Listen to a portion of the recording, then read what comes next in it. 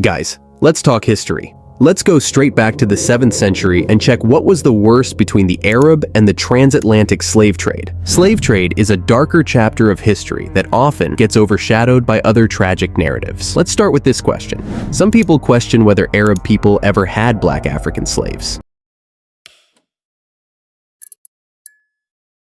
I think people ask this question because there ain't no much traces of African descendants in the Arabian Peninsula as we see it in the Western world. The truth is that Arabs had black slaves for centuries or even millennia. In fact, they still call black people as abdi, which means my servant in Arabic in a lot of places. Actually, Arab slave trade could literally be seen as an African Holocaust in its own. You see, the Arab slave trade wasn't just about moving bodies. It was a centuries-long operation that saw more African lives lost in transit, especially across the unforgiving Sahara Desert, than during the entire Atlantic slave trade. Imagine, for over 1,300 years, Arab slave traders were tearing millions of Africans away from their homelands, centuries before the Europeans even set sail on their slave ships. The trek across the Sahara was a death sentence for many, with African slaves often perishing before reaching their destinations. And those who survived? Well, they faced a grim fate. In the Sahara's salt mines, most slaves didn't live past 5 years. Diseases, harsh conditions, and inhumane treatment all played a role in the decimation of African lives.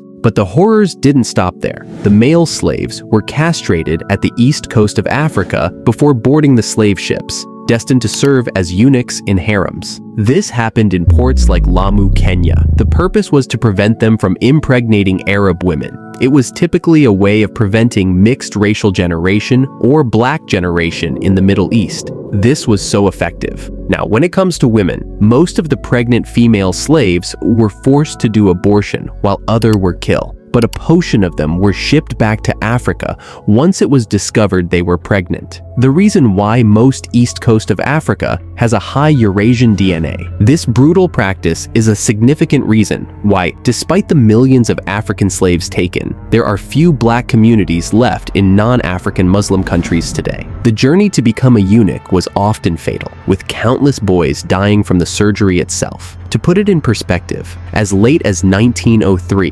194 African eunuchs still served the Ottoman ruling family, while African women suffered immensely too. They were subjected to a life where bearing a child could either be their ticket to freedom or their death sentence. Under Islamic law, a concubine who bore her master's child could become a wife, with her children eligible for inheritance. This caused many legitimate Arabic wives to interfere brutally, leading to massive abortions or even death. And here's something that might surprise you. Anti-black racism in the Arab world predates that of Europe by centuries. The early Islamic Empire was already rife with racial prejudice, with black Africans enduring the harshest forms of slavery. Take the Zanj Rebellion in 869 AD, where black slaves in southern Iraq rose against their Arab masters, threatening the heart of the Islamic Empire for nearly 15 years. Yet, why don't we hear more about these atrocities? The truth is, while Western nations eventually expressed moral outrage and worked toward abolition, the Muslim world did not. The abolitionist movement was a European cause, gaining momentum only in the 1760s. Meanwhile,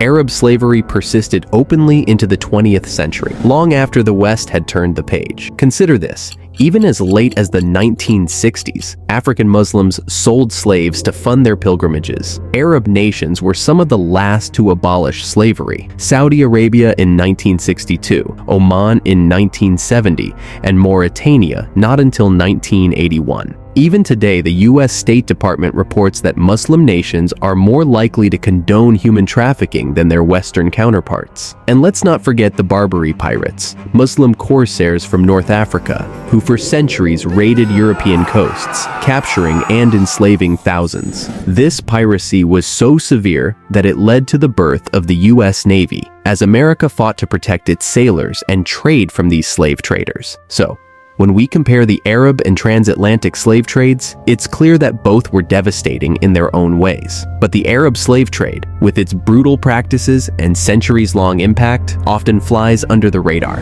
It's a sobering reminder that the history of slavery is complex, painful, and extends far beyond what most of us are taught. Anyway, let me end it here for today. I hope you learned something. Subscribe and give this video a thumbs up. I am going to be dropping more interesting videos that you don't really want to miss.